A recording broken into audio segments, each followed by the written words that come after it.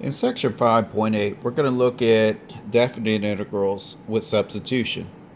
So far we looked at problems like this where we use u substitution. We let u equal to 5 plus e to the x. It went from there, but notice we did not have limits of integration.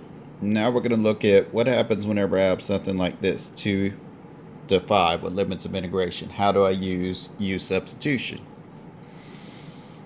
Alright, so we're going to have two methods to do this. I'm going to show you all both methods through examples. Let's suppose we have an example and it says evaluate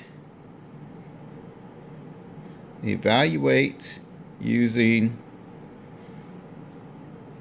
two different methods. And suppose we have the integral from 1 to 2 4x minus 2 quantity cubed with respect to x. Alright, I'm going to show you all two different ways to do this integration whenever we have limits of integration. Now, I'm only going to require y'all to do it one way. However, your teacher next semester in Calc 2 or your teacher in physics or whatever class you use integration in might do it one way, and then you might have another teacher like a chemistry one or something that does it another. So I want to show you both ways so you'll be able to follow with no problem. Alright, so one way to do this. Both ways, I'm going to say method 1. Method 1. Both ways, we're going to use u substitution. So I'm going to say let u equal to 4x minus 2. So du over dx is equal to 4. So du is equal to 4 dx. And then if I multiply both sides by 1/4, I get 1/4 du is equal to dx. So this original integral right there, the integral from 1 to 2 of 4x minus 2 cubed,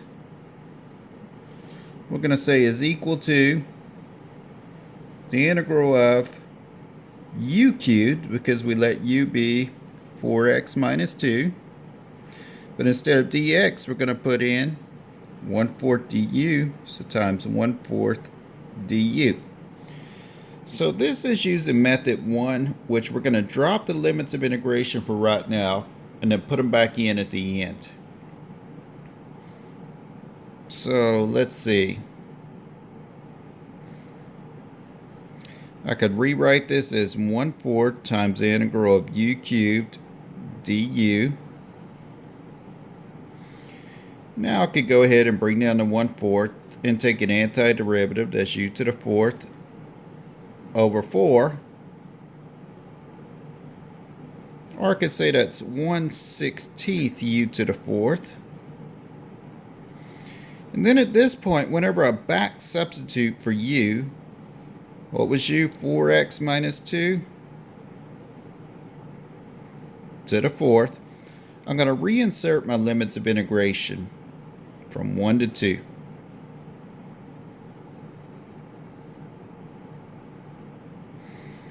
Alright, now let's just proceed as usual. So we'll have 1/16 times 4 times 2 minus 2 to the 4th minus this part right here evaluated at 1. Minus 4 times 1 minus 2 to the 4th. And just do this calculation and so forth. And you should end up with 80 once you do this calculation. So that was method 1. Let's look at method 2.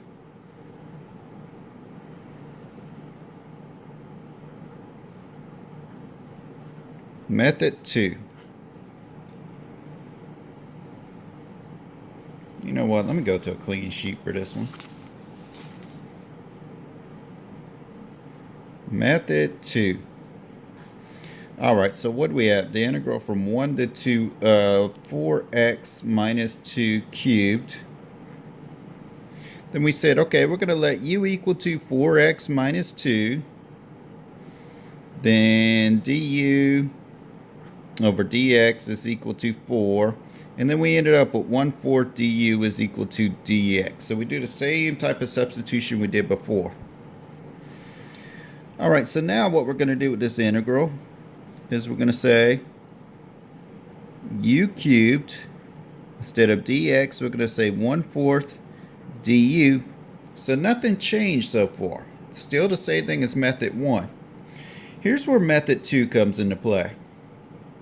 Instead of dropping the limits of integration, we're going to redo our limits of integration. My lower limit of integration was 1 whenever this function was in terms of x. Now, whenever x is 1, run 1 through here.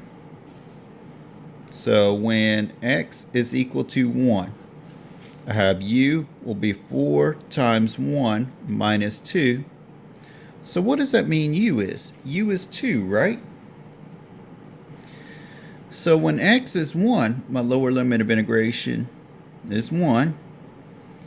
And whenever we have this integral in terms of u, my lower limit of integration now will turn into 2. How about my upper limit of integration?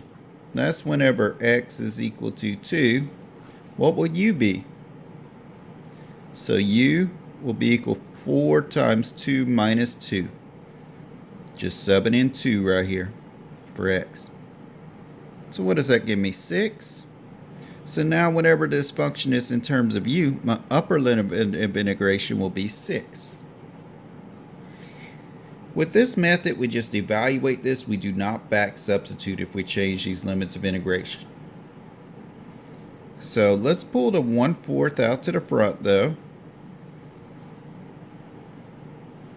And we still have u cubed du. So in other words, if I change these limits of integration for in terms of u, I do not back substitute at the end. I just go about how I normally do this problem now. That'll be u to the 4th over 4. And let me run it from 2 to 6. And really what I could do is I could multiply these 4's and I could say that's 1/16 times u to the 4th from 2 to 6. And that gives me 1/16 times 6 to the 4th minus 2 to the 4th. Now at this point, just go ahead and sub it into your calculator, plug it into your calculator, and let's see what we get. We get 1/16 times 6 to the 4th minus 2 to the 4th. And what does that give you? 80. So we're going to put our answer is 80 right here. Isn't it the same thing we got doing it by method 1? Yes. Both methods will produce the same result. Sometimes method 1's easier to use, sometimes method 2 is easier to use. It depends on the problem. So which one do y'all need to know? Know both of them, because you never know what your teacher next semester is going to do. But I'm only going to require y'all do one type for a test. Now, again, how do you do method 1? Let's sum this up. Method 1, you usually use substitution, then you drop your limits of integration, and you do not reinsert them till you change it back to in terms of x. Then you reinsert your limits of integration. Method 2, you do your u substitution, then you change your limits in terms of u, and you never back substitute. You just work it out.